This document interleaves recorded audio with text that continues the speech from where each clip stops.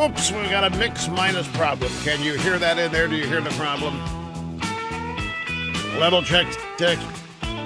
We are in the process here of tell what we're going to do here. Let me explain this snafu to you, which we're having to temporarily work around. I was going to say, I'm not going to let any government shutdown keep me out of here, and I'm not going to let the EIB network be closed if I want to be here. And I definitely wanted to be here with everything going. Folks, it's safe to say in 30 years of doing this program, there has never been a month of December like this. There has never been a Christmas season like this, and there has never been a Christmas Eve like this with this much important news going on. And I was fretting all weekend that I was going to miss today because the arrangements are already made, and what we had started to do here, we're going to remodel and upgrade some of our tech equipment here, both in this studio and in the control room on the other side of the glass. And they started working on it over the weekend. And then I come along and say, look, and they ask me, what are the odds you're going to be here on Monday before we start ripping things apart? It's not very good. Can't imagine it. But then yesterday I said, you know what? I got to come in. So they had to stop what they were doing and try to put it all back together again just to get ready for me here today. It's going to be at least a week or maybe a 2-week project to do the tech upgrade. And there's some furniture stuff involved too. So there was a little snafu here at the beginning. I was hearing what I was saying a split second later. It's like an echo. And it's gone away, but have I lost talk back here? Or everything's fine?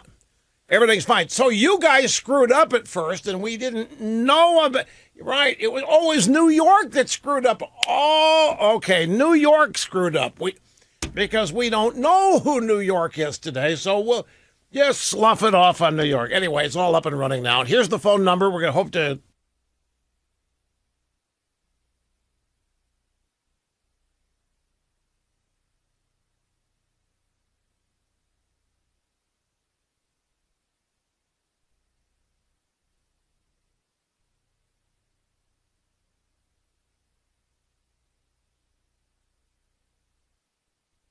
Chat with you on the phone today, 800-282-2882, and the email address, rushmore@eibnet.us. The shutdown is obviously a top priority subject. I just need to reiterate some things about it. We're hearing that it's not going to be resolved until I think, January 3rd. But I want the president to hold firm on this. This shutdown is one that the Democrats own. This would be very easy to resolve, and they don't want to do it. They don't want to do it because I'll tell you, if you look at the media today, the Washington Post today, CNN, folks, they have Trump gone in 3 months. They think this is going to lead me to the next subject we're going to dissect here today. They believe in 3 months they will have fractured Trump's base, i.e. you. They think they will have split Trump's base, and I'll tell you why they think that. They think that Trump has made an incorrectable error by firing Mattis and pulling us out of Syria. The Trump base is made up of 2 distinct types of voters, the so-called populists and standard, ordinary, everyday conservatives. And the populists don't mind getting out of Syria, and the populists don't mind the Secretary of Defense gave. The populists don't mind having power taken away from a bunch of political generals like Mattis and McMaster and so forth. But there's another part of the Trump coalition, which is conservatives who believe in an active foreign policy. And I'm sure you've talked to a lot of people who don't like the fact we're pulling out of Syria, that we're abandoning the Kurds, that we're abandoning allies. This is not good. The drive-bys and the official Washington permanent residents believe that this move by Trump has the potential to split his base. Remember when I said that Trump cannot be destroyed by the media because they didn't make him? And this is, by the way, this is true. The media makes you, they can destroy you. If they don't make you, they can try to destroy you, but they can't. If you become a success and all the media does is report it and acknowledge it, has no role in it, then they can't harm you. I mean, well, they can't destroy you. But if your success is owing fully to media buzz and hype, like if you do a radio show, but it's not number one, but they treat you like it's number one and everybody thinks you're number one, but you're nowhere near number one, if they turn on you, then the fact that you're really number 10 is going to be revealed and you're finished. Well, I've always said that the media really can't destroy Trump. Only he can. And there are some who think that he's now done that with this immediate withdrawal from Syria. I'm sure you know people that voted for Trump that don't like this at all. And I'm sure you know people that voted for Trump who don't have a problem with getting out of Syria and withdrawing half the troops out of Afghanistan. And I'm sure you know some people who think, oh, my God, firing Mattis is a big mistake. And I'm sure you know some Trump voters who don't think it's any big deal. So that subject I will explore and explain to your heart's content. The other one is the Fed, the stock market, and Mnuchin. This one has a whole different group of people concerned. When Mnuchin started calling the banks, you heard about this? Mnuchin, Stephen Mnuchin, is the Treasury Secretary, and out of the blue, he announced that he'd been calling 6 CEOs, or let me better say it, CEOs of 6 of the largest banks in the country. And his point was to ask them what their liquidity was. Now, these economics people speak in their own language, and it's designed to keep outsiders from not understanding what they're talking about. When Mnuchin's "the credit sky is not falling" phone call is made and reported, and when Mnuchin is checking with the CEOs about their liquidity and assuring them that there's liquidity, what he's talking about is credit. Do people have enough money to lend? Because nobody can do anything sizable without borrowing money. So Mnuchin wanted to call these banks, get a check on their liquidity, and assure them that there was liquidity at the Fed, that borrowing and credit would still be up and running. Nothing's gone south in that regard. But it's being treated as though an owner of a sports team giving a coach or manager a vote of confidence. It's relatively certain he's going to be fired not long after. So people are thinking, why would Mnuchin do this? Mnuchin wants everybody to think the sky isn't falling, so his phone call indicates that it is. This has created a sense of panic in the market that accompanies the fact the stock market is down 4,000 points since early October, now below 22,000. And it involves the Fed and the usage of interest rates. This is another, by the way, this is another issue, kind of like Syria and Mattis. There are Trump voters who actually think it's okay for the Fed to raise rates because it's stability that they care about. There are other Trump voters who think that it's sabotaging Trump to raise rates because it stalls what is a growing economy, which will ultimately hurt Trump. The one thing that runs true in all of this is that the effort to destroy President Trump is in full swing. It's being waged on many different fronts. It has eventuated now that many in the drive-by media think it is a foregone conclusion. It's just a matter of time now. And as I mentioned, the Washington Post gives Trump 3 months. And by 3 months, they mean 3 months until this coalition is fractured to the point that the Senate might have 67 votes to impeach if the House Democrats actually bring up impeachment charges. Now, don't misunderstand. I don't think any of this is true. I just think this is their mindset. This has been their objective for 2 years. And as what they see is destruction all around, the stock market, foreign policy. They think Trump is goofing up left and right, and they're happy for it to be screwing up. They're happy for this to happen as long as they can peg it on Trump like anything else. The Democrats will destroy whatever or weaken whatever as long as it empowers them to so-called fix it later. And there are even some really out-of-control leftists who would willingly take a financial hit if it meant getting rid of Trump. I don't think we're anywhere near that, but I'm just telling you that's what they think. That's why they're in such good moods when you watch the drive-by media. Think it's over. Just a matter of time now. And at the top of their list is the government shutdown. They are convinced that most Americans object to this, don't like this, and by tradition blame Republicans. That would be Trump for this. And they think Trump has just swerved into a self-destructive move here and so forth. Whether it was a good move or not, irrelevant now. The point is, I think it was a good move. I advocated it before the midterm elections, as you know. But the president wasn't listening to me. However, I got a note from Cookie today before she prepared the audio soundbite roster. And I'm going to read this email.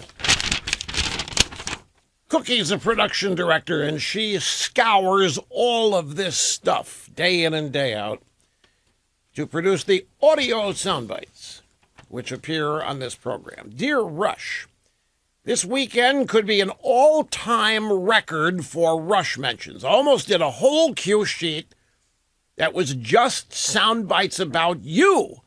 But then I decided I had to mix in a few good ones from other people.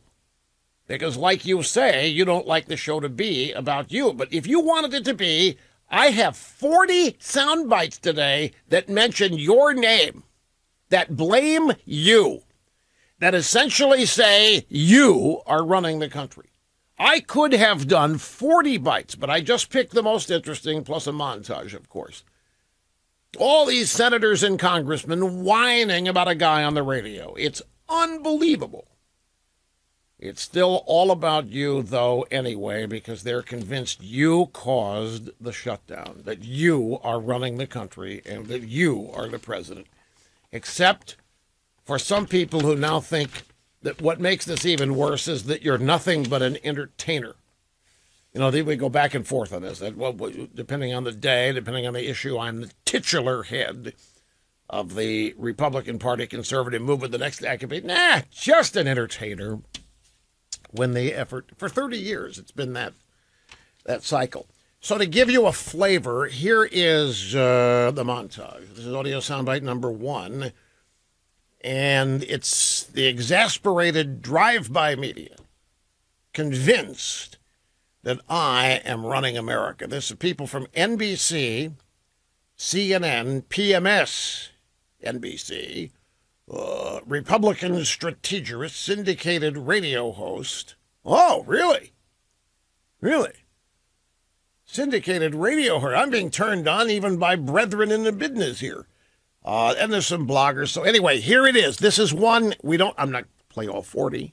I don't have all 40. But I'm telling you, the vast majority of the cue sheet here today is me. Here we go. Rush Limbaugh is in control of the government. President Rush Limbaugh? You have a president in Rush Limbaugh? Rush Limbaugh. There's a guy in a golf shirt down in Palm Beach telling the president what to do. This is crazy. Is Rush Limbaugh calling the shots, or are his listeners calling the shots? Well, this week with the shutdown, I would say Rush Limbaugh. This entire debate have been hijacked by Limbaugh. One person, Rush Limbaugh. Puppet masters and the likes of Rush Limbaugh. I don't think we'd be in a partial government shutdown without those voices like Rush's. This is kind of a Rush Limbaugh shutdown. This is a Trump-Limbaugh shutdown. Maybe the Democrats should go negotiate with Rush Limbaugh. Now you know what they're trying to do here.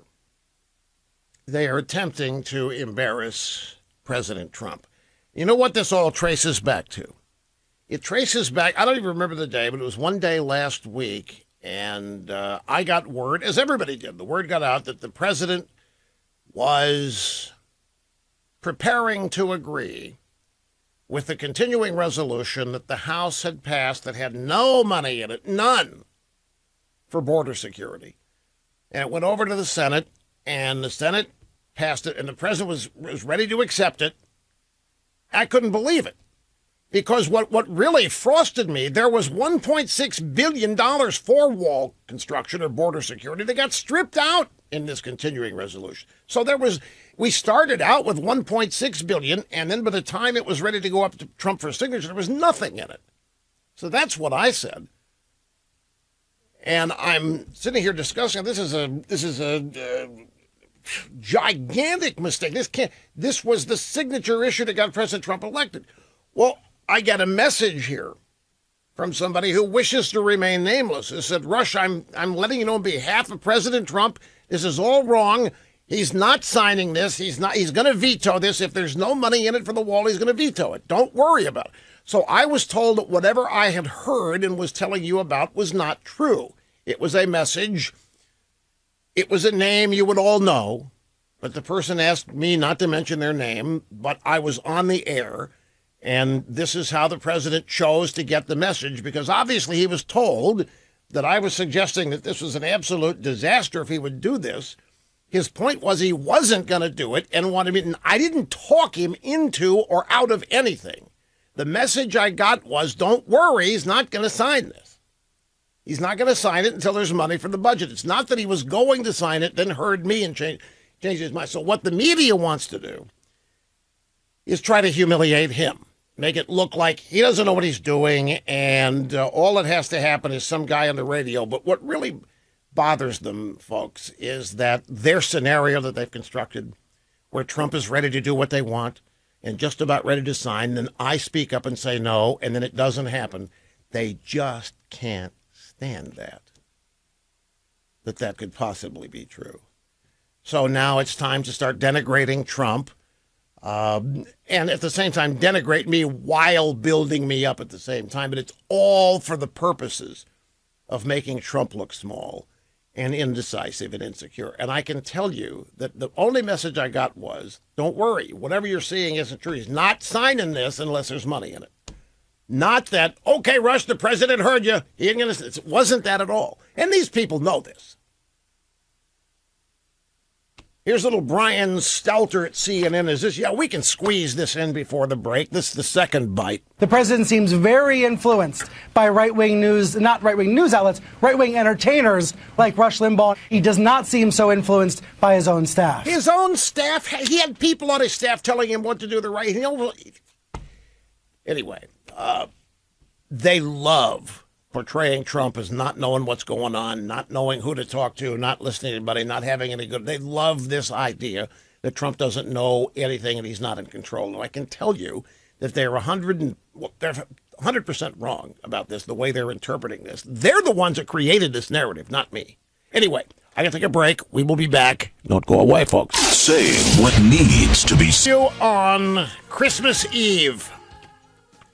Great to be with you, my friends. Rush Limbaugh at 800-282-2882. By the way, on the market, there's so many things here to observe about this.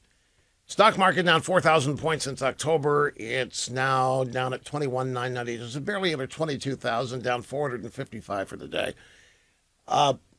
You know what short sellers are, right? These are people that bet on prices of things to go down. You know, one of the biggest short sellers in the world is George Soros. This is how, in fact, he has made the lion's share of his fortune is betting or going short on currencies. I have no doubt that Soros is in the mix here. You know, raising interest rates, the Federal Reserve, it can have a deleterious effect, but not to this extent. I mean, the Fed raising interest rates by itself is not responsible for this large a sell-off. And by the way, I was reading CNBC. This is the kind of garbage that you really should ignore. They've got a story that says, hey, we could be in the beginning of a 6-month correction, meaning this is only the first of 6 months of this kind of stuff, which I don't think is the case at all. But sit tight, my friends, throughout the broadcast today, because we've got these 3 primary things we want to address today, plus all the audio sound bites blaming me for every bit of it. All that and more coming up. Rush Limbaugh on Christmas Eve with you and the EIV network and behind the golden EIV microphone. Yeah, it was Chris Matthews who, in the opening montage, said, so there's some guy in a golf shirt down in Palm Beach telling the president what to do. This is crazy. Some guy in a golf shirt. Here, play it again. People are finding this hilarious. So, and we'll do this and we'll move on to number 3. But this, let me set this up again, folks. What happened last week, the way the press is misrepresenting this. I am doing the program. I'm in the middle of a broadcast segment. And the news is that the president's going to sign the continuing resolution that the House has passed and the Senate had just passed that has zero money in it for border security, wall, whatever. And I said, wait a minute. It at least had $1.6 billion in it before these guys started messing around with the continuing resolutions. I found out that $1.6 billion had been stripped out. I said, Trump's not only getting nothing, he's getting less than nothing. And the drive-bys pounced. That was like gold to them. Me saying Trump was getting less than nothing. They heralded it. They loved it. They thought it was perfect. They even thought I might be turning on the president. So I'm reading that the news is saying that Trump's going to sign this thing. And I'm on the air saying this can't happen, should not happen. There's no way to shut the government down. Don't sign this, whatever. At that point, I get an iMessage. Direct message from the president.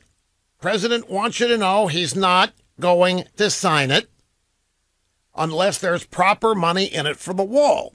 Now, and I mentioned that to you. I said, folks, I just got a direct message from the president. Well, it was somebody sending the message because Trump doesn't email or message. He tweets and that's it. I don't tweet. So he had a third party get me the message. I shared with you the message. I just got a message from the president that he's not going to sign this. He will veto it unless there is money in it for border security in the wall. The media took that story and turned it into Trump had his pen ready to go. He's on the verge of signing it. And then I start complaining on the air, and somebody walks in and says, Mr. President, Rush Limbaugh, you're losing Rush Limbaugh. He's going nuts. And Trump stops. Oh, really? I better not sign it. That's not what happened. What happened was the president got word to me that whatever news stories we all had that said he was going to sign it were not true. He wasn't. It wasn't that anybody had changed his mind. Now, the drive-bys have since reported what I just told you. He's there. He's poised. He's got that pen in his hand. He may even have the D already written down. And then they run in there and say, Mr. President, Rush Limbaugh says you shouldn't sign it.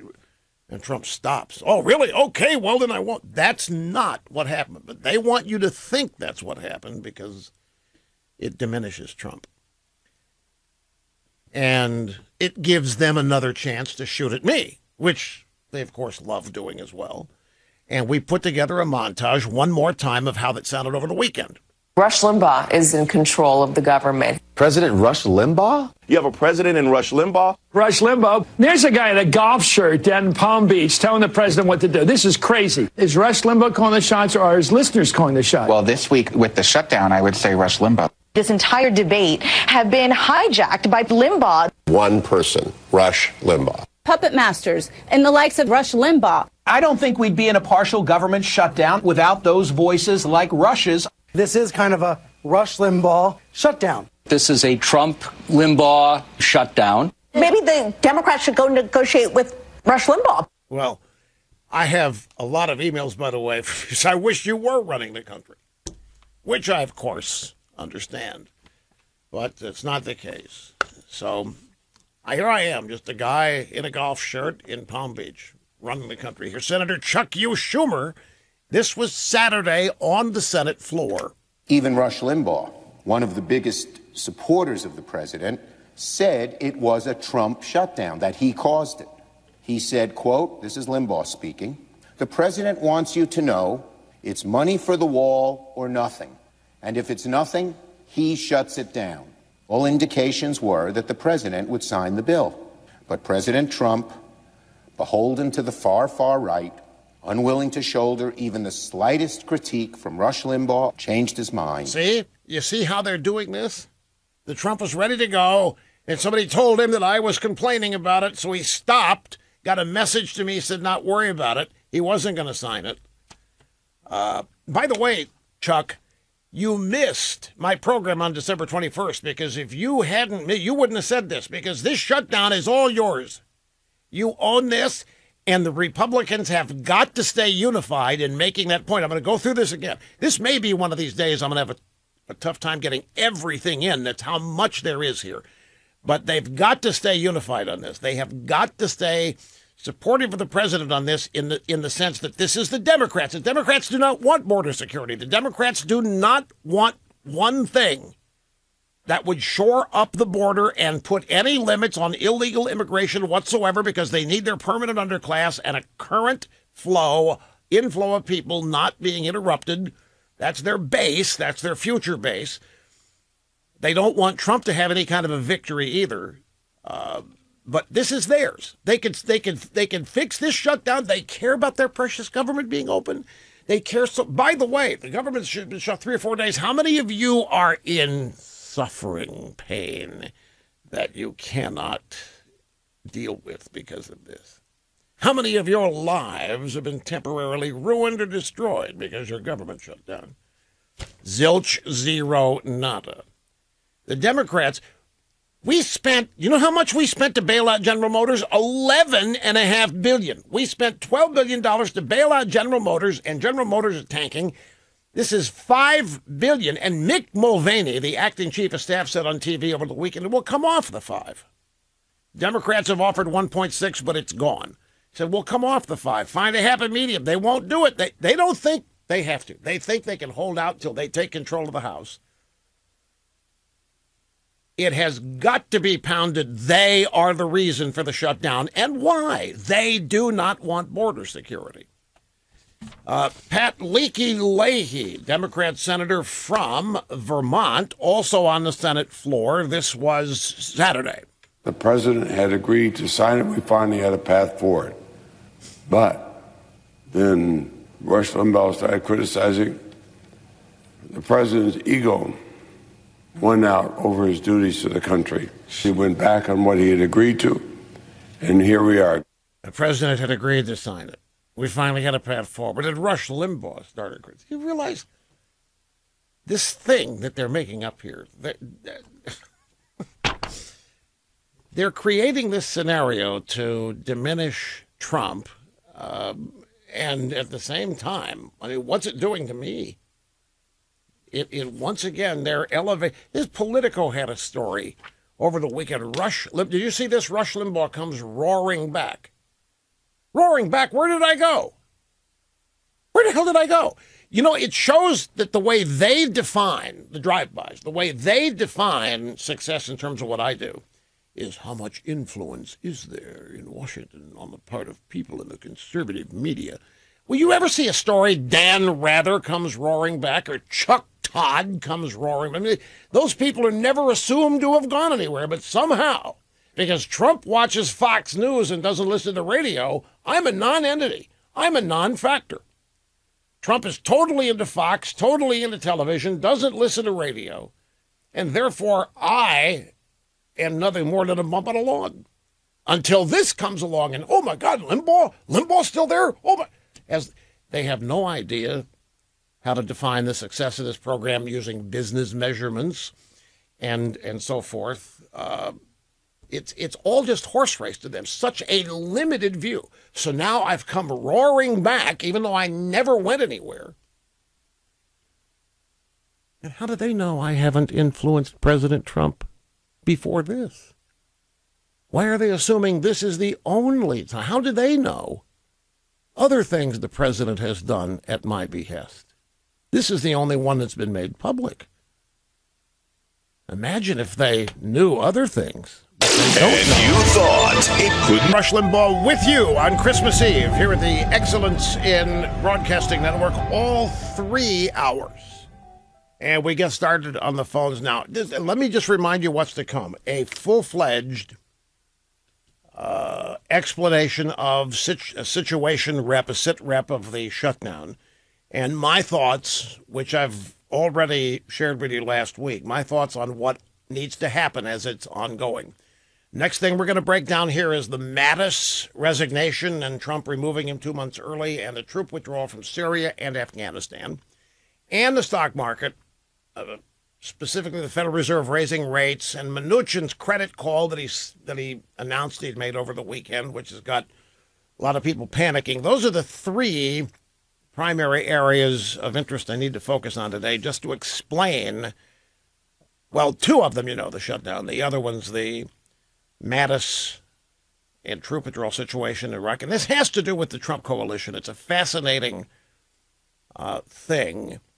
When you look at the Trump base and who it is, and it's not monolithic. It's not all populist, for example. Like at drive-bys, and a bunch of conservative activists think that the Trump base is all just a bunch of populists, a bunch of Pat Buchanan types that don't want America anywhere in the world and don't want to fix any problem in the world. Just take care of things here. And it's not that.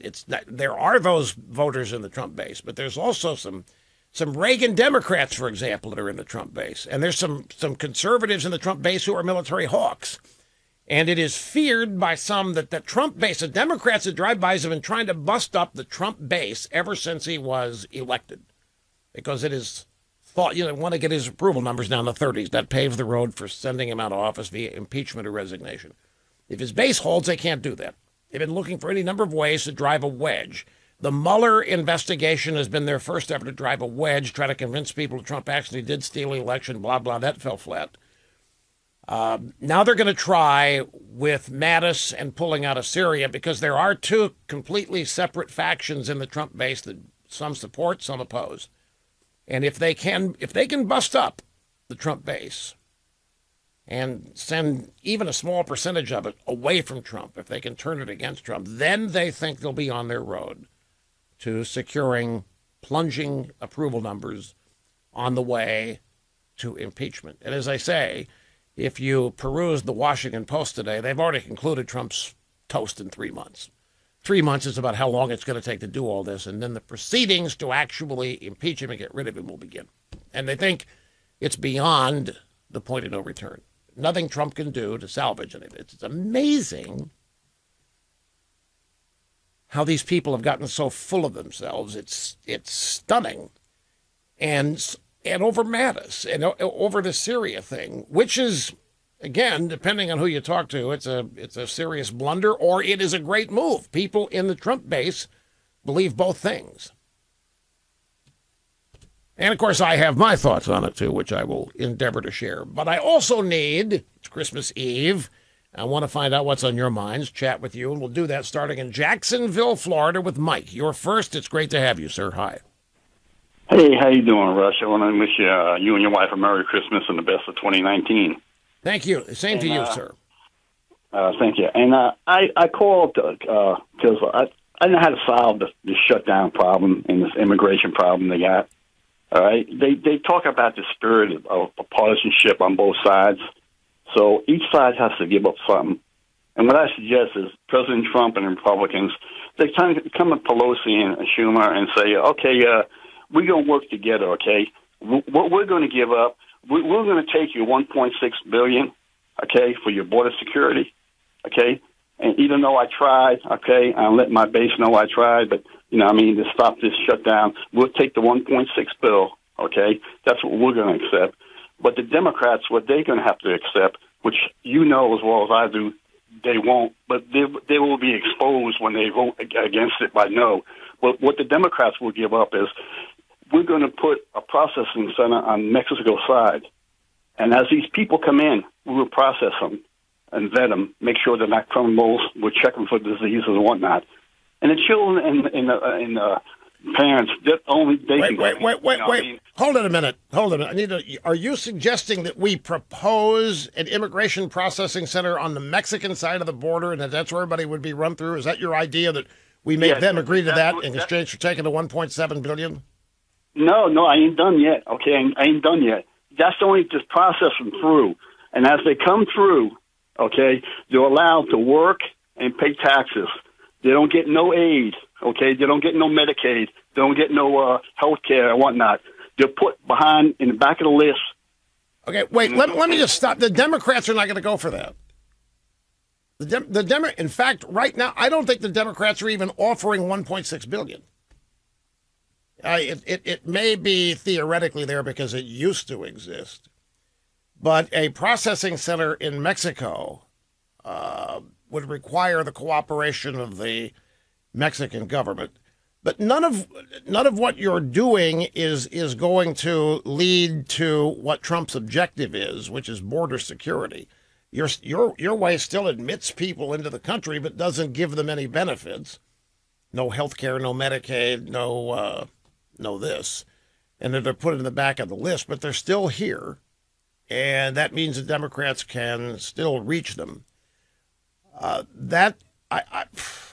You're oriented on both sides giving something up to make a deal, which is how negotiations, usually happen. But we're way beyond that on this. Although when this is, and there will be a solution. It will end. There is going to be an end, and that's what we all have to be prepared for. But if your deal allows people who somehow survive a processing center to get into the country,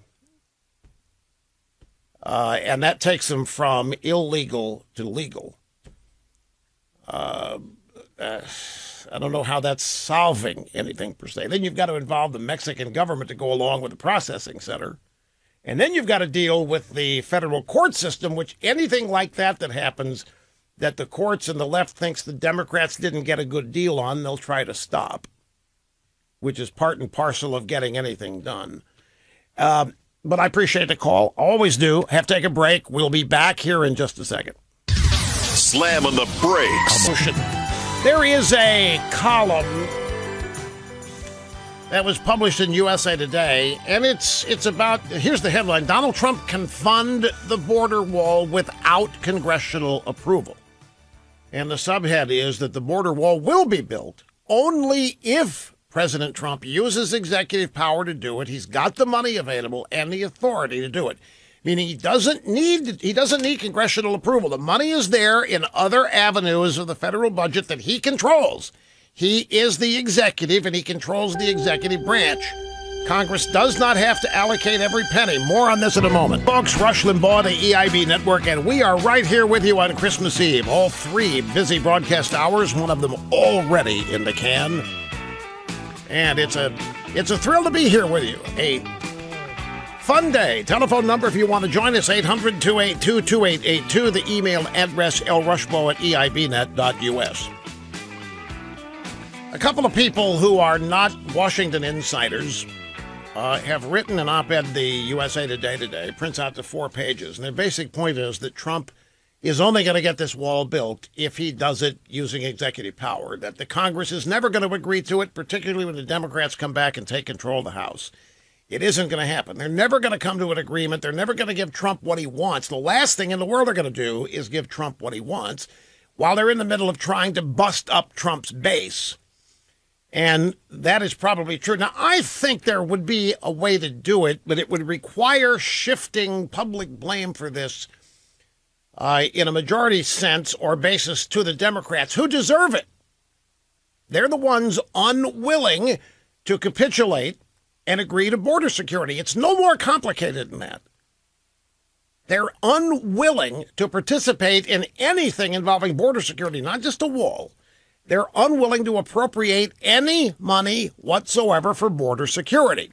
So you've heard Trump float the idea that he could get money from the defense budget or elsewhere in the federal budget that the executive branch controls and build it that way. And you've heard Chuck Schumer and other Democrats say, he can't do that.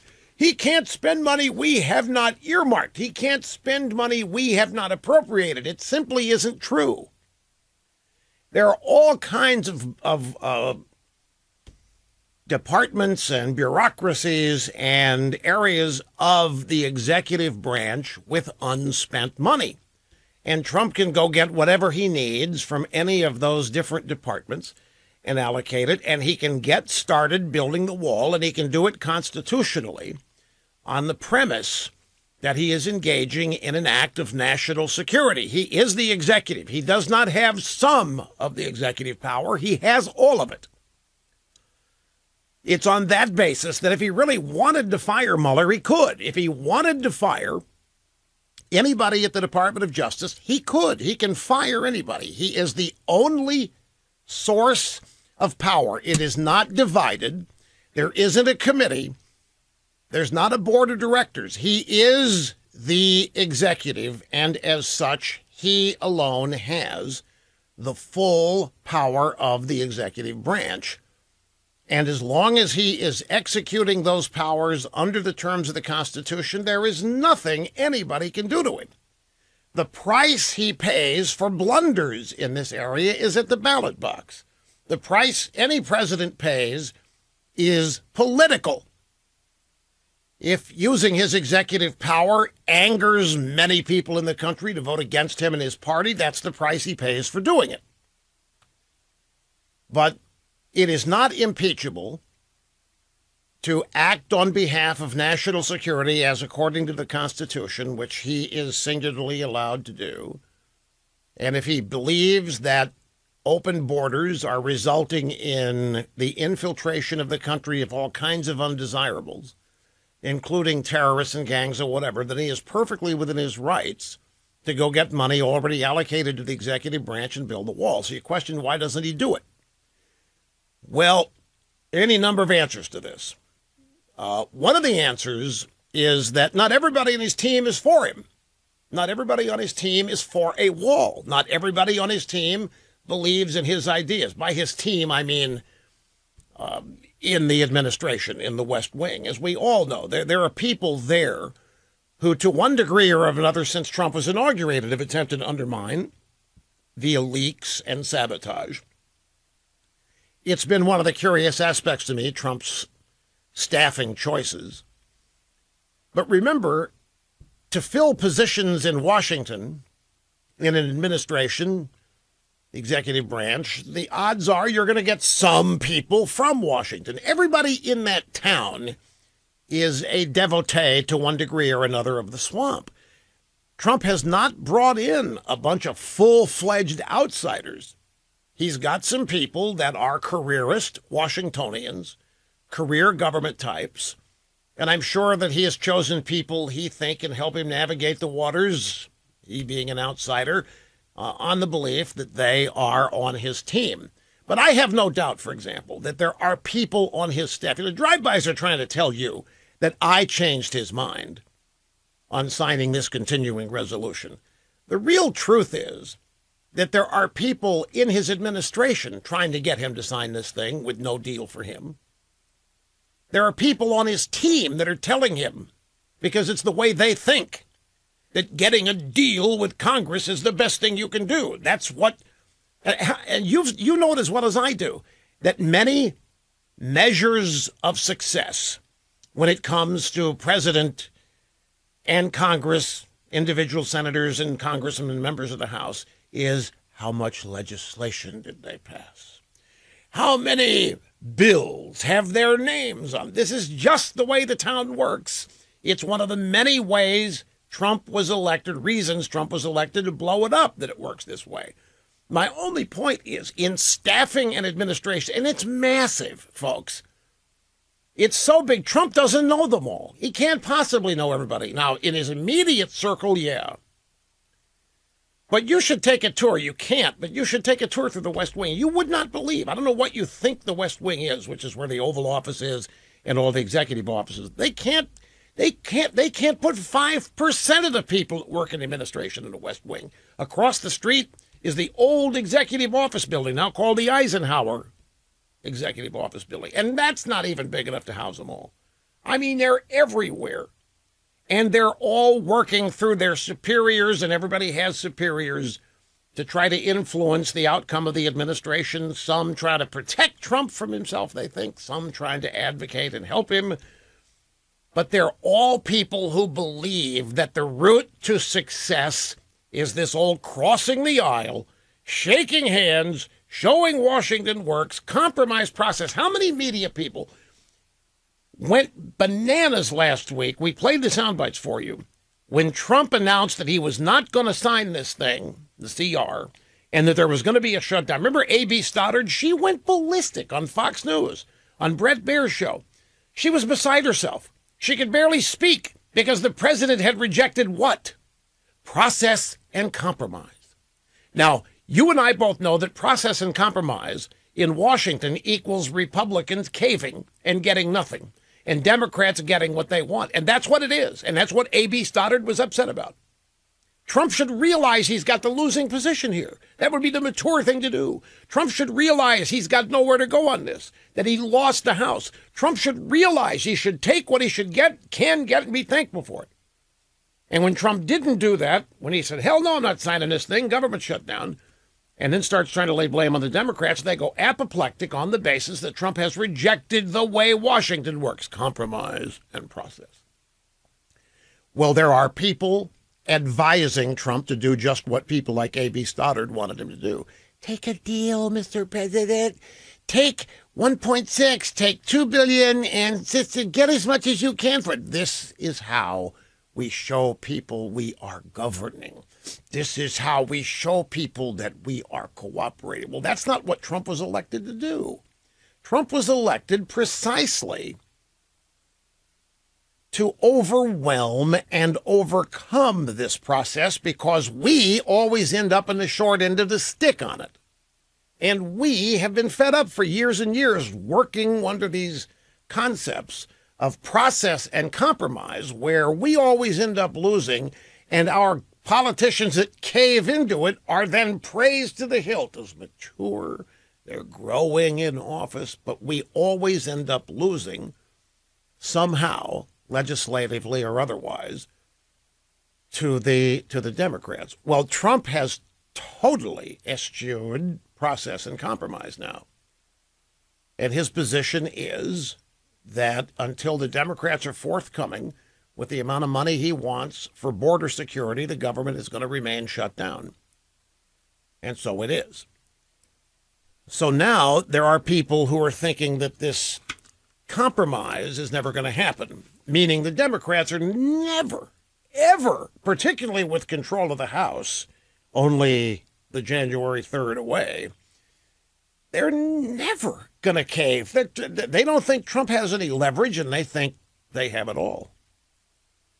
And they think if they can humiliate Trump, that they might be able to cause some of you in Trump's base to get frustrated, throw your hands up, and give up and fade away, and realize that you can't beat the swamp, and never, ever again vote for somebody like Trump who says that that's what he's going to do. That's what they have at stake, and they're so close to it in their minds that they can taste it. Now, what the Donald Trump of the campaign would do, what do you think? The Donald Trump of the campaign, what do you think he'd be doing right now? I'll tell you what I think he'd be doing. I think he would already have amassed a pile of money, unused, from other areas of the executive branch and the various budgets. And I think that he would have already started on the process of building the wall. And the Congress would be going nuts like they are now, like they do anyway. The Democrats would be going absolutely bonkers, and the media would be going absolutely bonkers. I saw that Dinesh D'Souza had a tweet where he thinks Trump ought to deliver a major address to the nation on the importance of immigration policy and trade policy, the importance of both those to national security and prosperity. I like the idea of a national address. I don't know the networks that give him the time, though, if he requested it. They don't have to. But a national address that's written and prompted could explain what's going on and why. Doing it during the break between Christmas and New Year's might not get the largest audience. We also had the acting chief of staff, Mick Mulvaney, was on, I think, Fox News over the weekend, one of the Sunday shows. And he said that Trump is willing to accept less money to build the wall. He said the new offer is between Trump's $5.7 billion request and the $1.3 billion the Democrats are offering. Mulvaney said he's waiting to hear back from Schumer, but he hasn't heard anything. Dick Turbin said that all we need is technology along the border, like drones, instead of some medieval wall. This is such caca. You will find walls around every important business or every important wealthy person's estate or what, because they do work. This is absurd. This is just distracting. This has now become, the Democrats are two things involved. Trump doesn't get a win, and there isn't going to be anything done that would interrupt the flow of illegal immigrants to the United States because the Democrat Party wants them. The Democrat Party needs them, and they're not going to agree to anything. So there isn't going to be an agreement here. There's going to be a showdown of power. Executive branch power versus congressional power. And there are many people who think the president has the executive power to start building this wall with money that's already been allocated in budgets that exist in the executive branch, and he can and he does. There will be hell to pay. I mean, it will be, you think this is bad, the minute a wall's construction actually is begun with money that Chuck Schumer and his gang don't think they participated in allocating or appropriated, they go nuts and they start shouting and yelling impeachment. But the fact of the matter is, and the Washington swamp would be too. And I'm sure that there are people in the administration that do not want anything like that to happen. That they think the only way out of this is a negotiated settlement where nobody gets exactly what they want, where both sides get just the usual way that these kinds of things end up being settled. Does anybody remember, for example, how the 1995 budget deal was solved? Or any other government shutdown? Do any of you remember what happened to end them? I will wager you don't. I will wager there's not a one of you that remembers what happened to end any of those shutdowns. You'd have to go look it up. You'd have to Google it. You'd have to Wikipedia it. You'd have to do something to find out how the 1995, but how did the budget, the shutdown 11 months ago, the Schumer shutdown over DACA, 3-day shutdown over DACA, how did that end? You remember?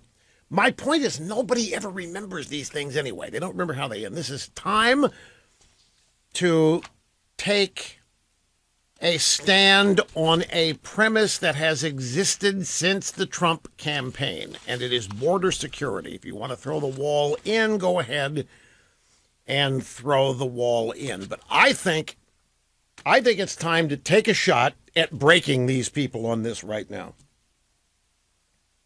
I think it's time to illustrate that the Democrats are acting like a bunch of spoiled brat little kids when it comes to an issue of national security and prosperity and the rule of law. Don't forget, here we're talking about illegal immigration. The message should continue to be, it is the Democrats who do not want to fix this. It's the Democrats who are saying no.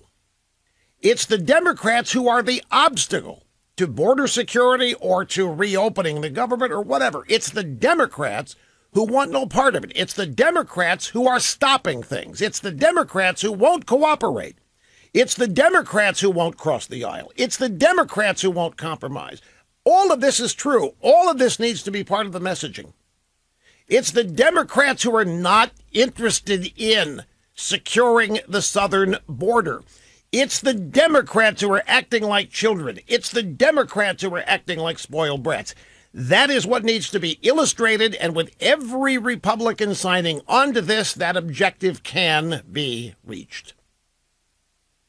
It requires full-fledged support for the president and the premise, which every Republican should sign on to. I know people are quoting polling data. 42% of the American people don't want a wall. They're going to get polling data that backs up the Democrat Party during every controversial issue there is. You're going to get polling data that shows Republicans are in the minority on everything. Ignore it. It's the Democrats willing to damage the country rather than support the president. It's the Democrats willing to put the country in great peril because they are refusing to shore up the border. It needs to be demonstrated. And to me, this is a golden opportunity. Everything we want to do, everything we want to teach people about the Democrats and illustrate is right here on the table, and it's already happening. We just need to be pointing it out each and every day. Doing the work that the mainstream American excellence in broadcasting network. As usual, half my brain tied behind my back just to make it fair. Here is James in Cleveland, Texas. Great to have you, sir. Hi. Yeah, good. Merry Christmas, Rush. Hey, look here. I need a phone. And look, also, could you break it down to me? I'm not an educated person, but I'm intelligent enough to perceive. How does the left, the Democrats, the socialists, whatever term they are called today, how do they really truthfully think they're doing good, or is it how much is intentional, how much is perception based upon your knowledge? Is it what they're doing is anti-American? How is it even constituted to take our radio time today? I mean, it's that important, but I'm trying to grasp on how can someone, is it misunderstood or just bring disrespect for the nation? Or I mean, I'm just trying to get. I'm in a certain amount of stress. We're 0 for 2 on the phones here today, folks, and I'm terribly sorry for this. I'm not sure the question. Basically, how can the Democrats be so opposed to America? If that's the question, I'll be happy to give it a shot. We pretty much discuss that each and every day, but let me take a break. We'll be back. Hey, Rush, you sure that Trump can go get unspent federal dollars somewhere and allocate it to whatever he wants? I don't know. I've heard people saying that that's not constitutional. Let me ask you all a question. Where did Barack Hussein Obama get his $150 billion, much of it in cash, to drop on the tarmac at Tehran International Airport in the midst of the Iran deal negotiations? Where did that $150 billion come from? Did Obama call his buddies at the Fed and say, need you to print me some money? Did Obama go to various federal agencies? Did he go to the defense budget? Or did he go to a bunch of different places and get where did he get the cash? Where did he get that much? I think it was $8 billion in cash. Maybe $8 million, I forget. But it was a hell of a lot. Where did Obama get? And you'll note that nobody in Congress raised the stink about it. Nobody in Congress said, Mr. President, you can't do that. We didn't authorize it. We didn't appropriate it. And even if somebody in Congress would have said that, Obama would have said, I can do it because you can't stop me. And I know you won't. And I have the media on my side. And it would have not changed. And what did we do when Obama did that? Well, we shouted from the rooftops and we tried to tell everybody that this stunk and that Obama was lying to us about the deal. $150 billion to the mullahs. Now, it was also part of a prisoner release. So some were saying that part of that money was a ransom payment. Point is that Donald Trump can certainly go find federal money and start building the wall. I'm just telling you that he's probably got a lot of people in his own administration, and I don't doubt his lawyers are telling him not to do it either. I think, in fact, if I may be so bold, and this may not be bold now, I think other people have probably pointed it out, but in the early days of the Mueller investigation, Trump's Office of Legal Counsel, the White House counsel, not personal lawyers, but the White House Office of Legal Counsel, presidential lawyer, presidential advisor, so forth. I will bet you $1 to a donut that almost, if not all, of those lawyers were telling Trump to not criticize Mueller. Don't be public. We'll try to negotiate a deal. We'll show we're willing to compromise, because they're all Washington people. They're all, and their clients come and go, and presidents come and go, but people that live in that town are going to be there long after presidents come and go, and so their loyalties really are to a system. Their loyalties really are to a set of circumstances that exist in the establishment inside the Beltway.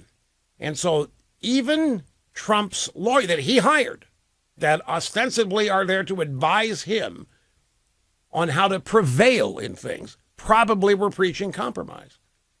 Probably were preaching the standard things that lawyers tell clients: don't criticize prosecutor, don't make them any angrier at you than they already are, which I thought would be irrelevant.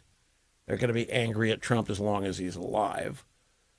But point is, he didn't have a whole bunch of Donald Trumps around him. He's had people around him trying to rein him in. And don't doubt that some of them have been acting on what they think are his best interests. I mean, if you live and work in that town, if the coin of the realm of that town is compromise and process, and here, just to repeat this, grab soundbite number 23. This is A.B. Stoddard. I referenced this earlier. You may not have heard this last week. It was last Thursday, the Fox News Channel.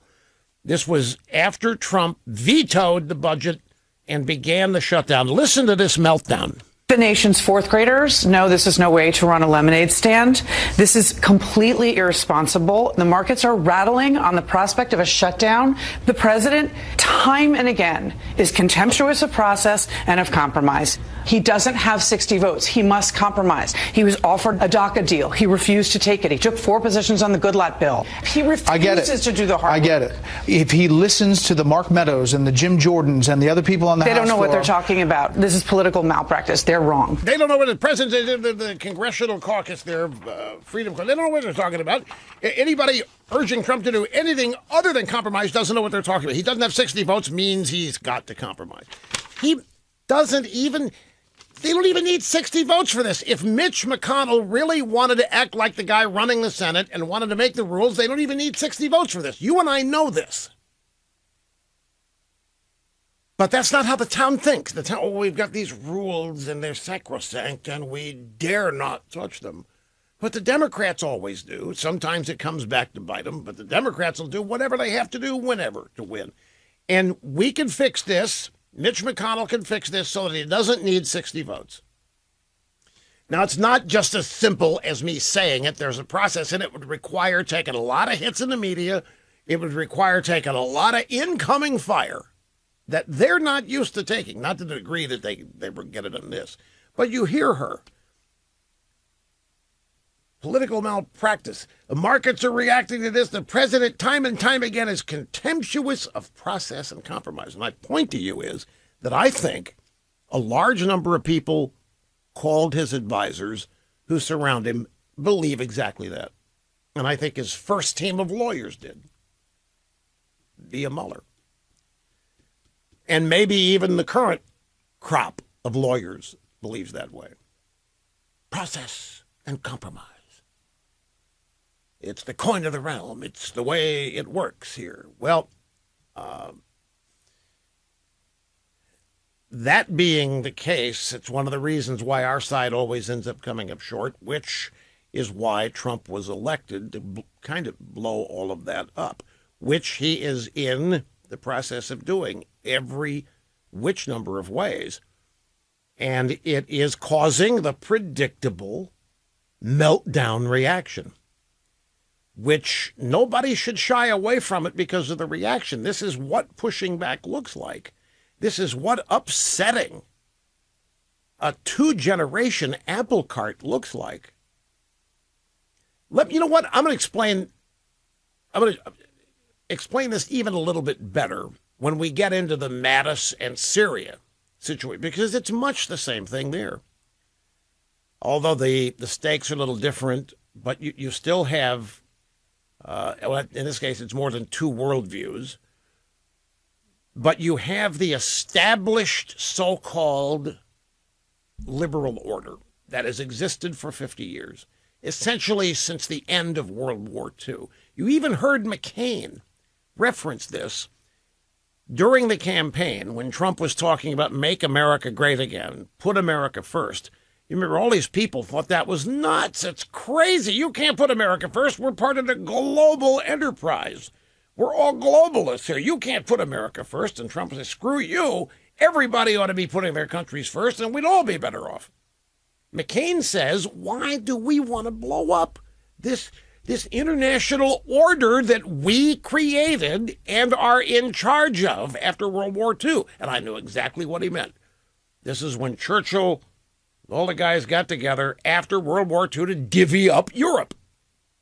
Soviets, you get this. Europeans, you get this. This over there. That, and we carved it up. Ended up with an Iron Curtain shortly after this, and the Cold War began.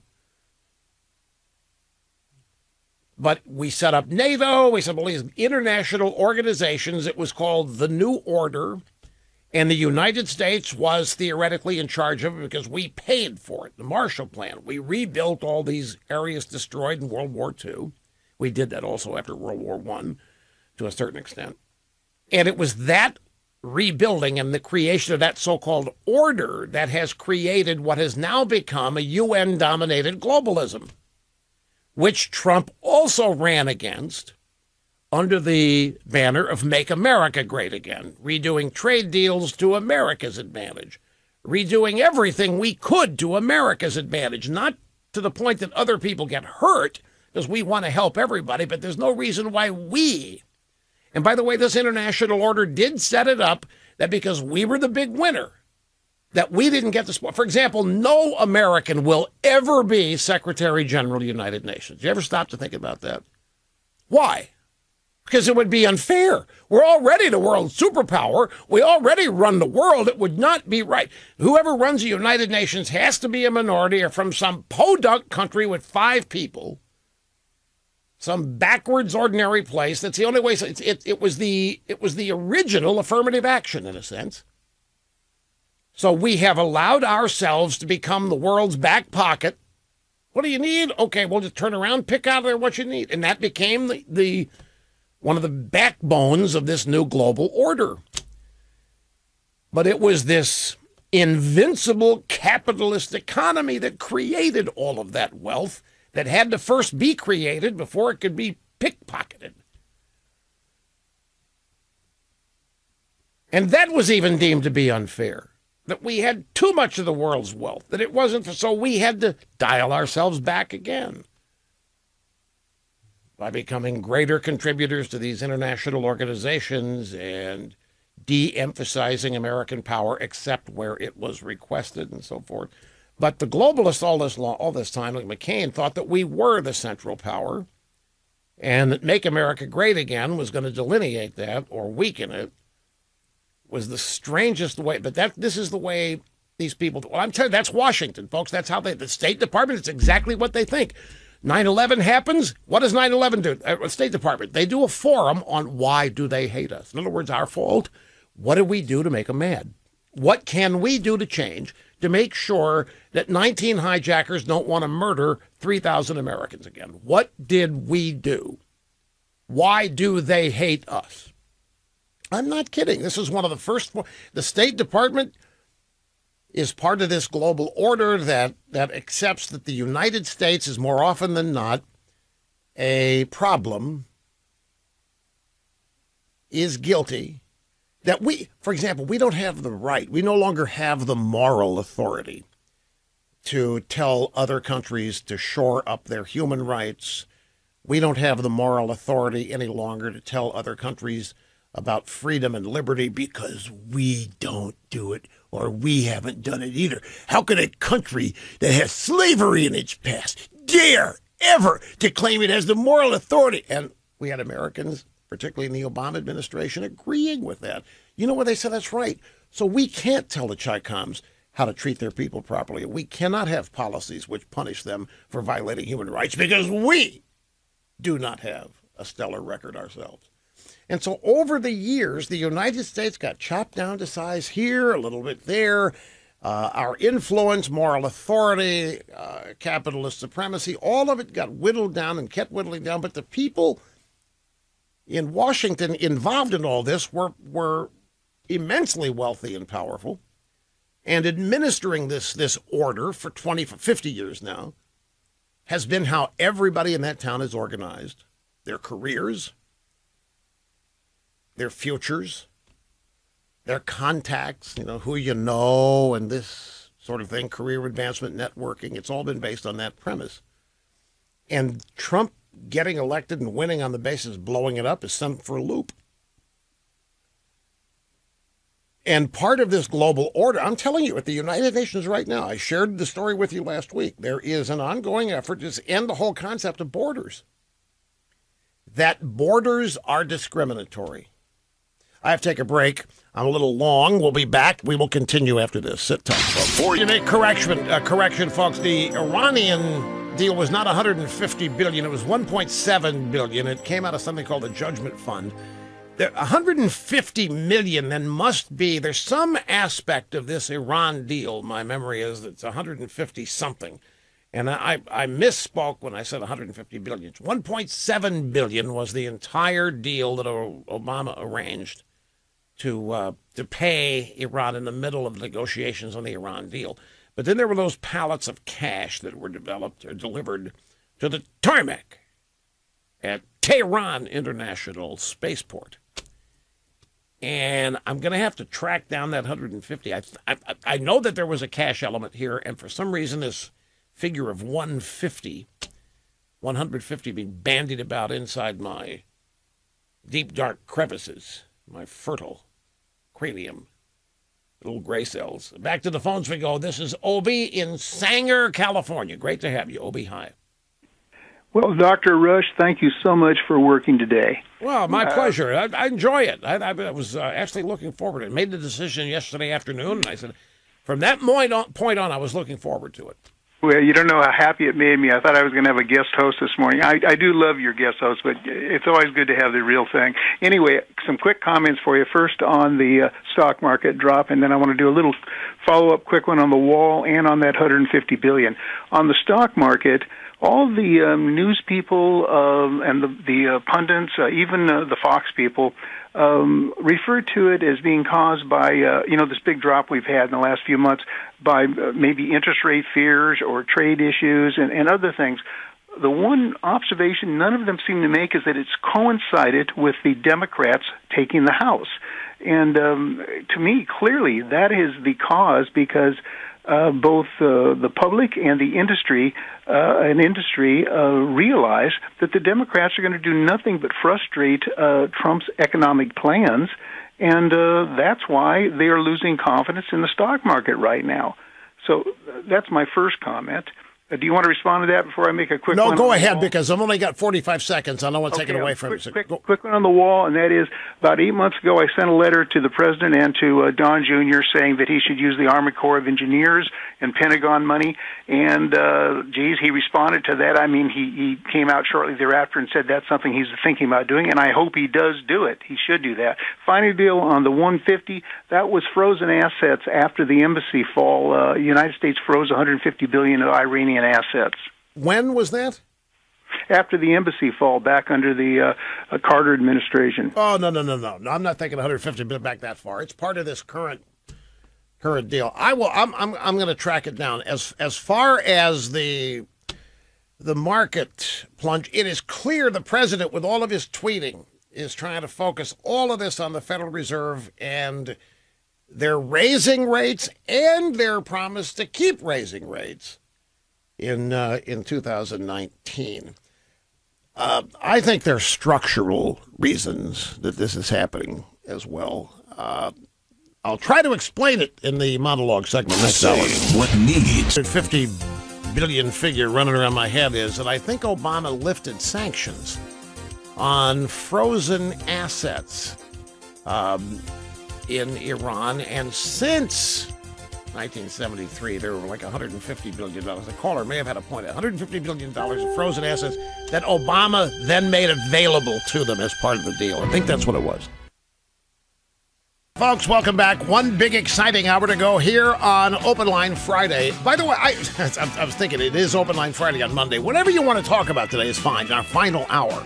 Like, we have a guy coming up wants to ask me what I think of the Steelers game last night, which I am looking forward to answering. His name is Al. So, Al, hang on there.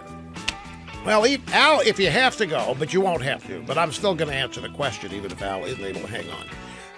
It is Christmas Eve. Happy to be here with you, folks. 800-282-2882 if you want to be on the program. This whole Iran deal now has got me bugabooed here because I've used some figures here that I thought I knew were right, but I mean, people, no, it was this and it was that, and everybody's trying to be helpful. So I did a little search here in the top of the hour. I found a Breitbart story.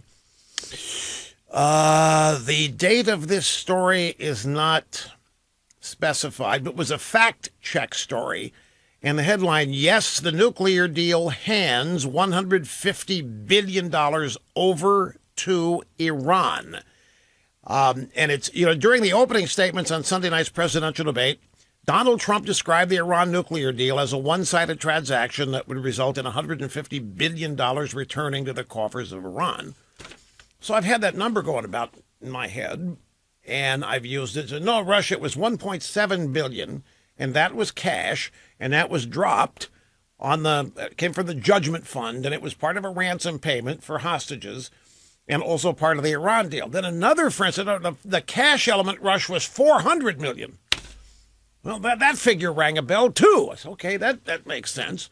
So I finally said, I need to go check this.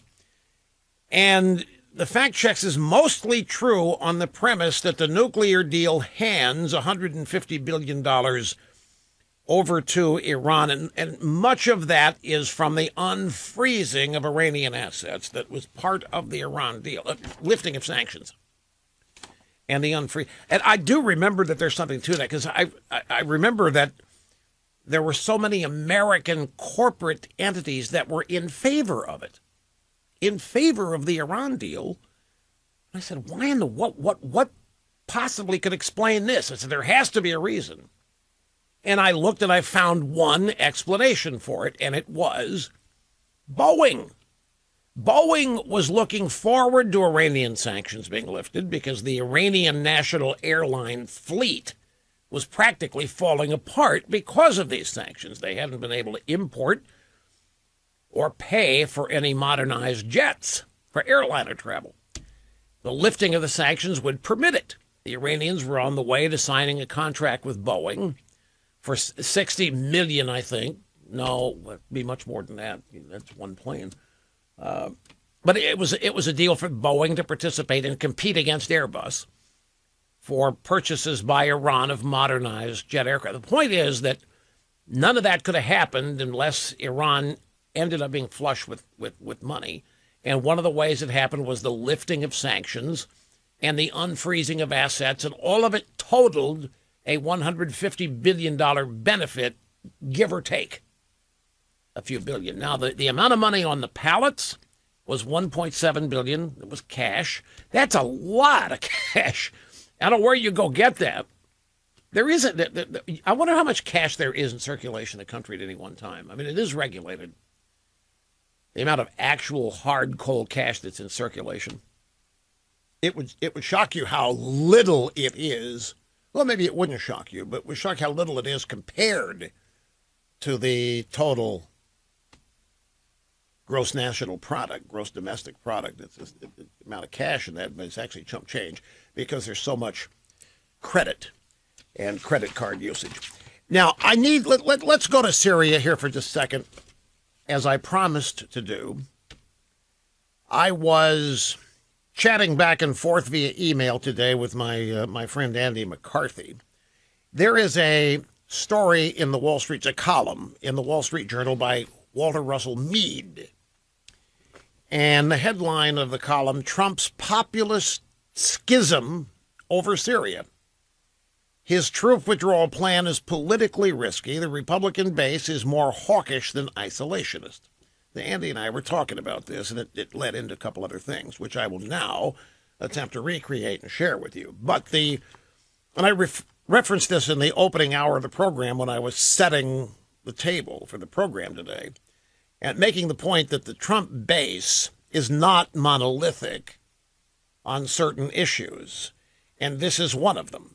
There are a lot of Trump voters who are very upset with pulling troops out of Syria. I know them. I know a bunch of them who don't like this at all. They are deeply disappointed over this. There are other Trump voters who think that this is another promise kept to get us out of hellholes in the world where nothing ever changes, nothing ever benefits us, that we expose our best and costliest treasure, blood material for no apparent aim. And so it was pointed out that both groups of people are part of the Trump base. And Andy reminded me that I've made the point over and over that Trump is the only guy that could break the bond that he has with his audience, because the media can't, despite their efforts, because they didn't create it. The media didn't create the bond. You know the drill here. And that Trump may be fracturing his own base here with this Syria move and the announced withdrawal of half our forces in Afghanistan. So this column by Walter Russell Mead in the Wall Street Journal addresses this. And let me just give you a couple of pull quotes here. The most surprising thing about President Trump's decision to overrule his top advisors and withdraw U.S. forces from Syria and Afghanistan isn't that it was improvised and disruptive. The surprise is that for the first time, Mr. Trump made a foreign policy decision that divides the coalition that elected him. And it risks his control of the GOP now. Mr. Trump has frequently challenged and infuriated his political opponents, but his Syria decision risks alienating allies that he can ill afford to lose. And again, Mr. Mead here has a point, because I know people. I mean, some of the staunchest defenders of Trump on everything, and they have been rattled by this. How can we abandon the Kurds? How can we abandon our allies? We have promised them that we would be there, just to pull the rug out. How can we do this? There are people who feel that a broken U.S. military commitment is unforgivable, and we should not tolerate it. It does not bode well for future allies and making them. Mr. Trump's, back to Mr. Mead's piece here, Mr. Trump's greatest political asset has been his feel for the priorities of his populist base.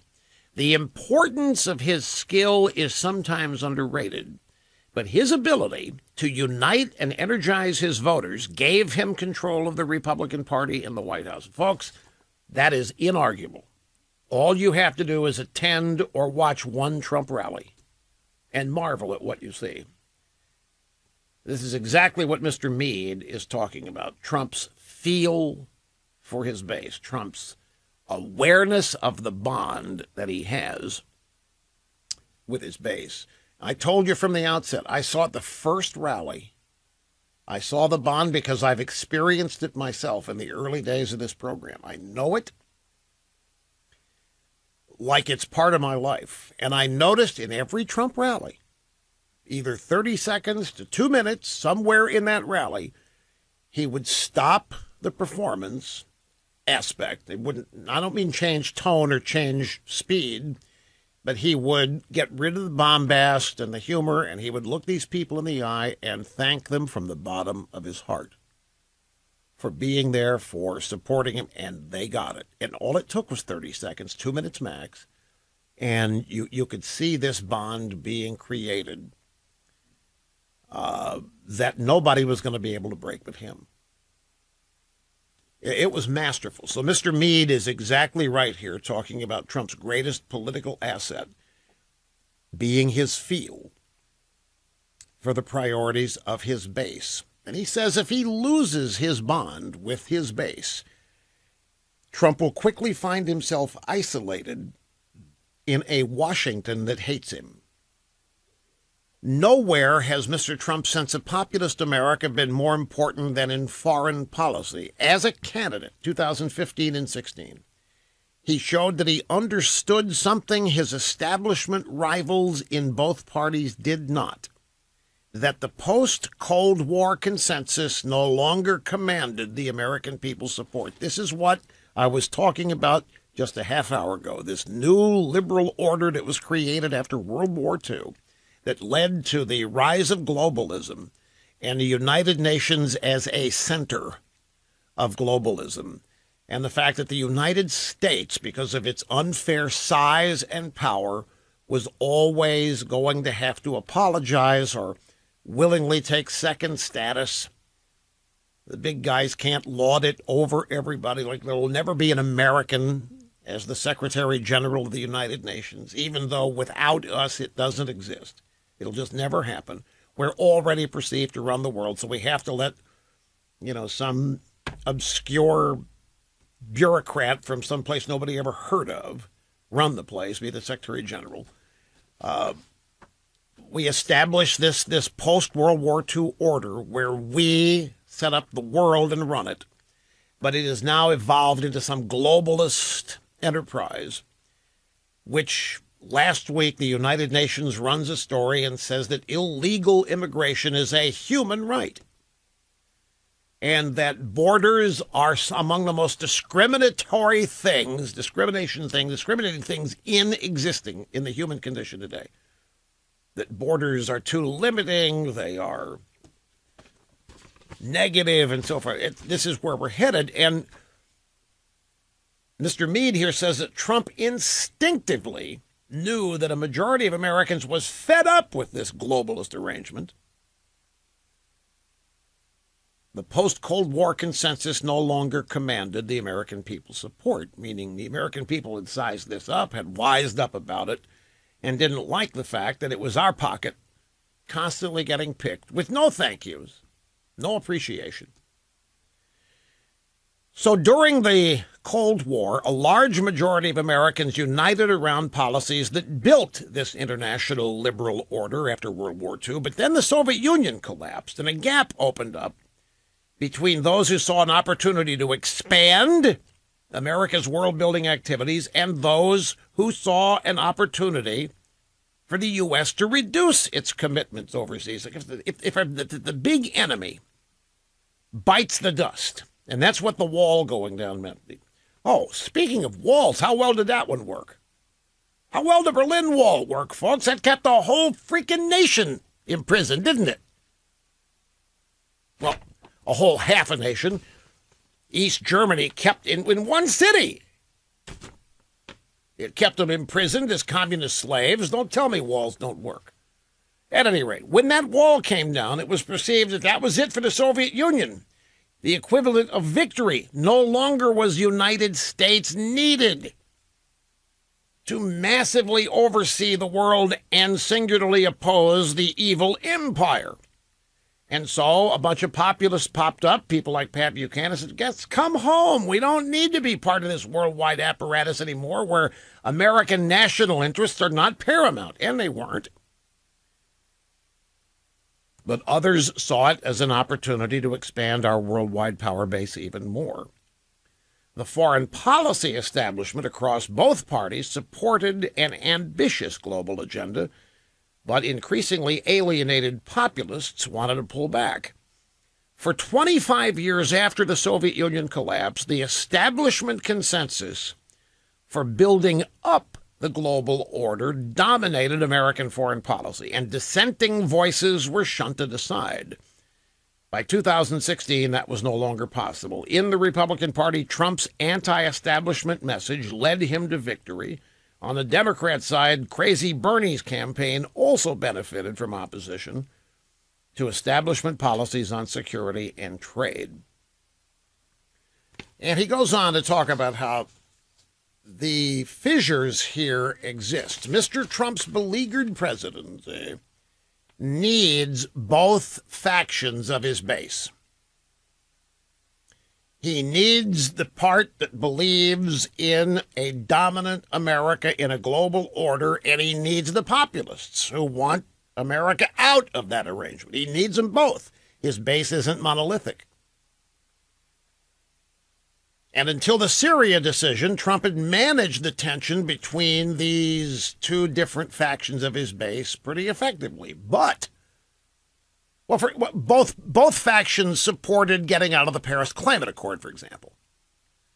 And both factions praised the president's skepticism about humanitarian intervention.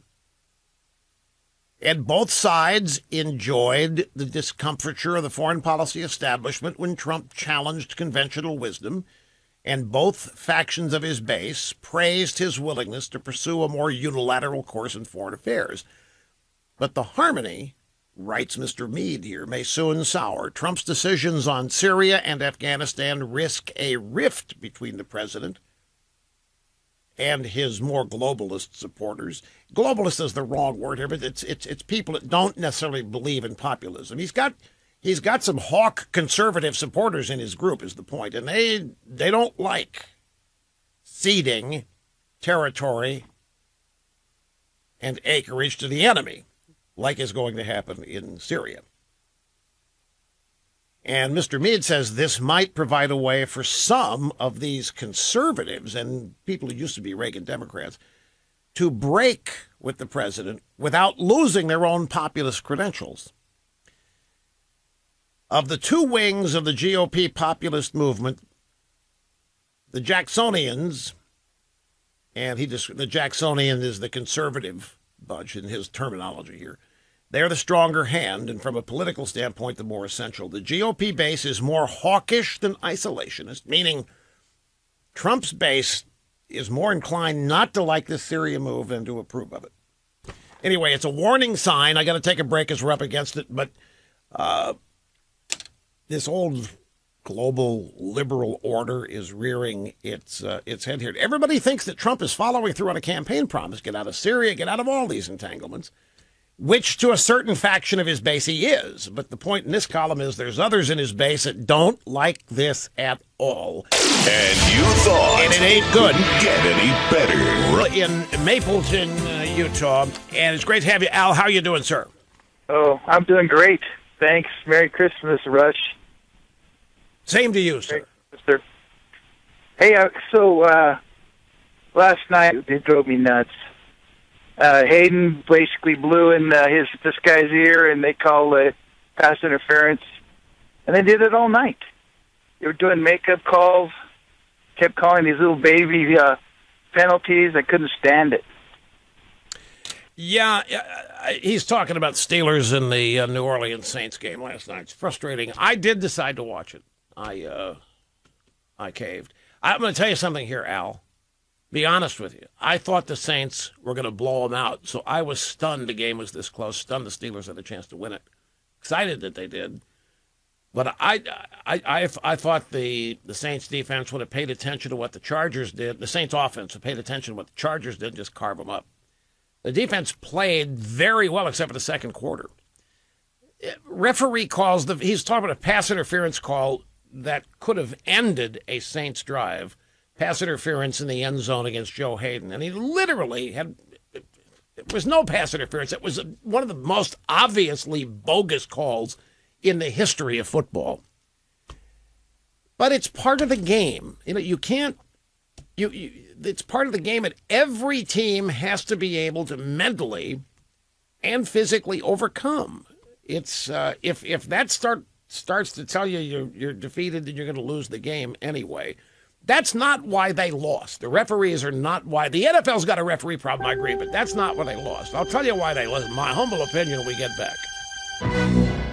I alluded to in the first hour of today's exciting, busy program, I'm going to try to explain what I think's going on with the Fed, what's really causing the economy or the stock market to tank. And I do not believe it is Trump, and I do not believe it's the shutdown. I'll explain it in a minute. But our caller wanted to know what I thought of the Steelers game. Look, I don't want to be misunderstood and appear to be glossing over the officiating. It was horrible. That first pass interference call against Joe Hayden on a I think it was a fourth down play or a third down play long, and it would have forced the Saints to either punt, kick a field goal, don't remember which, turned into a touchdown. And Hayden didn't even touch the guy. The official was standing behind it. Must have looked like he'd pushed off, but it was just a horrible call.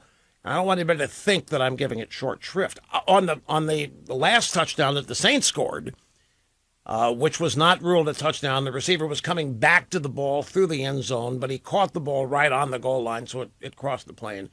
Replay showed it to be a touchdown. What they didn't show you is that offensive receiver pushed off on Hayden. There was offensive pass interference on that play, legitimate, and it was huge, but no camera angle caught it. That's how big the push-off was. The Aints receiver pushed this guy so far off, he went out of camera view. But that's not why they lost the game, because those things happen to every team in every game, whether they balance out or not over the course of a season or a few games. They do, however you care to judge it. But I'll tell you, there was one call in this game. By the way, I have to tell you something. I think Tony Romo is without question the best new game analyst that has appeared on network TV since Chris Collinsworth. You've got Troy Aikman's been there a while with Joe Buck. But this guy, Romo, knows when to shut up. He uses his knowledge as a player to actually tell viewers what to expect based on what he sees. He doesn't simply tell you what you just saw and then condemn it or approve it. He actually is into the game like a fan. He does not have a professional broadcaster's voice. Doesn't sound like a Ron Radio talking at you. He's just a real guy, and it's his second year. He works with Jim Nantz.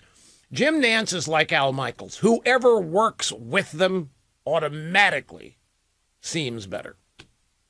Al Michaels, Jim Nantz make everybody working with him better, but Romo is great. And he, on this play I'm talking about, he called it. He said, this play, nobody's going to think of this play is where the game's lost if this doesn't work. It was a 3rd and 2, and I think there were, I may have the game situation, 4 minutes or 6 minutes left. 3rd and 2, Steelers had the ball on their 40 or 42-yard line. And it was no, and they lined up telegraphing that they're going to run the ball off tackle. They're going to run a plunge play here, which allowed the Saints to bunch the box. There was no way this kid, Stephen Ridley, the running back, was going to gain 2 yards. There was no way. 3rd and 2, they had been marching all day on the Saints' defense. The coach said they're in 4-down territory anyway at that point in the game. They had a 4-point lead. They're trying to do two things, run the clock, maybe kick a field goal or get another score. There was running that ball, and he stuffed and then fumbled. And it was bad. Then another situation that was not the best. It was 4th and 5, and they called a fake punt, and they were short by a yard. And it was a similar game situation. I think the Steelers start trying to eat up the clock too soon. They had a 4-point lead, and they start running the ball right out of the locker room in the second half instead of continuing to pour on the juice. And they needed it every point they could get because the defense has been porous. You've got a Hall of Fame quarterback and Drew Brees on the other side who can carve you up, but they held him pretty well. He only had 1 touchdown pass until the last one of the game. It was frustrating because the game could have been won, and the Steelers had 3 or 4 of these this season that chipped away. But here's the thing, folks. Every team that played yesterday that got close to a playoff spot or secured one has won 4 of their last 5 or 3 of their last 4 or 6 of their last 8. The Steelers have lost 4 of their last 5. They're not trending in the right direction. Now for the Steelers, the Cleveland Browns have to beat the Ravens in Baltimore on Sunday. And the Steelers have to beat the Bengals, both of which can happen. I think the Browns can beat the Ravens, but we'll see. It was frustrating because if those two things don't happen, then the Steelers are gone. And they're such a great team for the league and ratings, TV ratings, and so forth.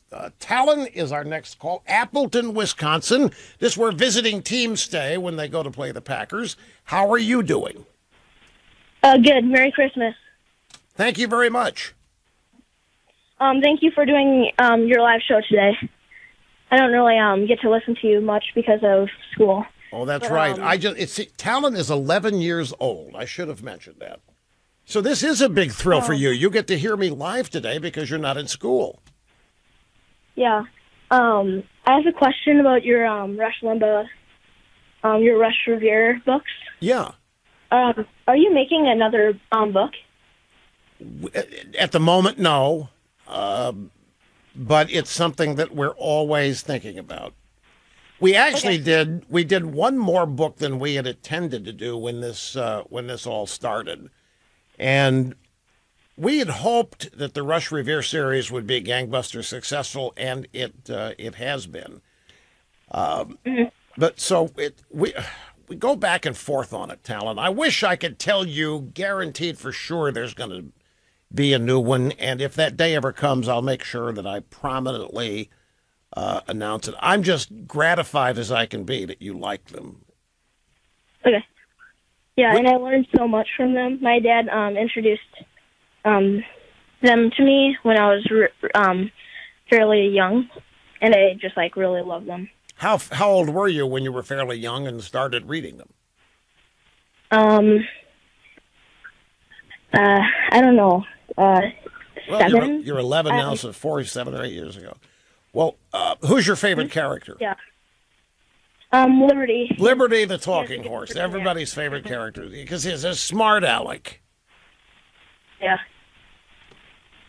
Well, I'll tell you what. You know what, Talon? If you'll hang on, let me get your address because we everybody that calls us that loves the Revere books, we send them a little package from Rush Revere and Liberty from the gang there where they live, and just some stuff for us to say thank you to you for enjoying the books and your enthusiasm for them. It's really great, and I'm glad you're getting a lot out of them. I really am. Makes my day. So thank you for calling. Have a Merry Christmas with your family, Talon, okay? And I'm really glad you got to hear the program. I'm glad I came in to do it today. Okay. Let me take a brief time out here. It'll give us some significant time on the other side, and I'll do my best here at explaining what I think's going on with the stock market here. I'll set it up by telling you it isn't Trump's fault like a lot of people are trying to make you believe. Back in just a second.